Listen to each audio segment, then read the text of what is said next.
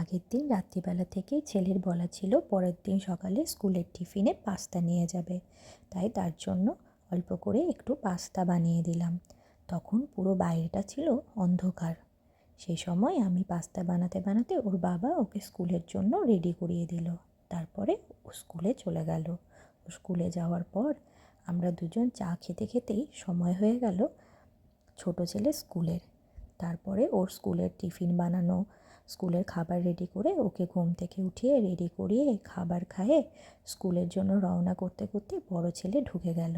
তারপরে আমি একটু আমার পিসির বানানো পাটিসাপটা দিয়ে টিফিন করে নিলাম। তারপরে শুরু হলো আমার রান্নার কাজ।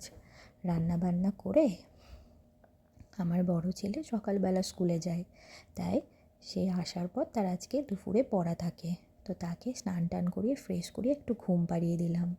তারপর ঘুম থেকে উঠিয়ে ওকে পড়তে পাঠিয়ে দিলাম। ও পড়তে চলে যাওয়ার পর ছোট ছেলে চলে এলো, তাকে খাইয়ে দায়ে ঘুম পাড়িয়ে দিলাম। আমিও একটু শুয়ে নিলাম। তারপরে বড় ছেলের প্রজেক্টের কিছু জিনিসপত্রের জন্য গোড়াবাজারে গেলাম।